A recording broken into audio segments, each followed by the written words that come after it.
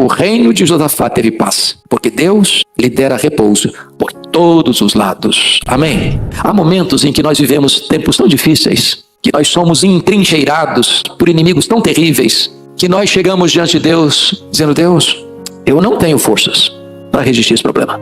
Eu não só não tenho força, eu não sei nem o que eu vou fazer. Eu não tenho estratégia também. Mas uma coisa, Deus, eu preciso dizer: os meus olhos estão postos em Ti. É a minha declaração. Eu acho que também é a sua. Eu não sei como é que você veio aqui hoje, mas eu tenho orado e pedido a Deus que esta palavra seja para o seu coração.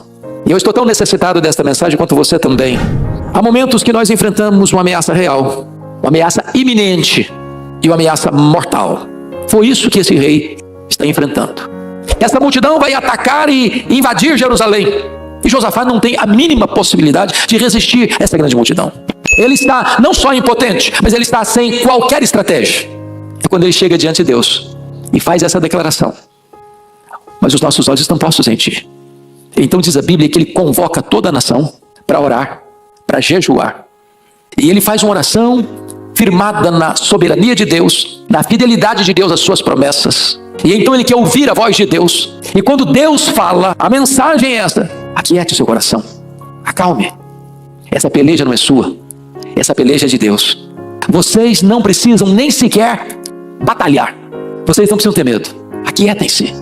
E vocês verão o grande livramento de Deus. E quando eles olham lá de cima para o vale onde estava aquela grande multidão, o que eles veem são cadáveres. E quando eles descem, tem despojos, tem tesouros. E eles saqueiam este vale, pegando os despojos, as riquezas. E diz a Bíblia que eles rebatizam aquele local e põem o nome daquele local de Vale de Bênção. Porque o Vale da Ameaça e o Vale da Morte, depois da intervenção de Deus, é rebatizado em Vale de Bênção. E eles retornam a Jerusalém com cânticos de vitória, com celebração, não tristes, não derrotados, não humilhados e envergonhados. E Deus pôs um medo em todos aqueles povos ao redor por causa da vitória retumbante que Deus lhes havia concedido. Isso não é apenas história, isso é a providência de Deus que está disponível ainda hoje para você e para mim. Talvez hoje não é um exército que está cercando a sua casa, mas há outros inimigos terríveis que assustam a gente, que intimidam a gente. Problemas e inimigos maiores que nossas forças. Nós não temos em nós mesmos força para enfrentar, nem estratégia.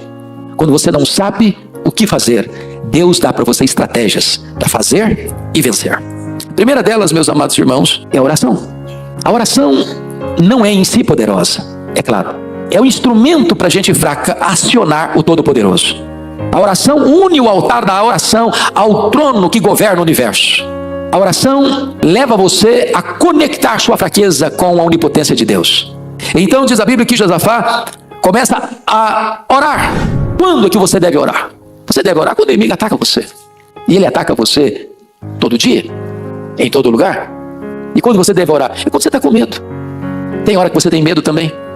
Você lida com problemas na sua vida, na sua casa, que você diz: meu Deus, eu não sei o que fazer. Esse problema é muito maior do que eu tenho capacidade de resolver. Eu não sei como fazer. Esse problema eu não sei resolver. E às vezes você se vê ameaçado e você tem medo. E Josafá teve medo. E quando você tem medo, você precisa buscar o Senhor. O medo não afastou de Deus, o medo empurrou para Deus. Quando você deve orar? Você deve orar quando você não sabe o que fazer. Porque às vezes quando a gente sabe o que fazer, a gente toma as medidas na nossa mão. Nós sabemos, nós fazemos, nós somos capacitados, nós estamos equipados. Eu sei o que eu vou fazer. E às vezes nós achamos que nós temos nas mãos todas as ferramentas necessárias. Nessa hora, ele ora. E se você perceber, ele faz duas confissões: sentimento de fraqueza, não em nós forças, e sentimento de incapacidade. Não sabemos o que fazer, mas ele tem sentimento de confiança em Deus, pois os nossos olhos estão postos em Ti. Agora a pergunta é: como orar nestas horas? Nós devemos orar com jejum. E tem batalha na vida que você é compelido a jejuar.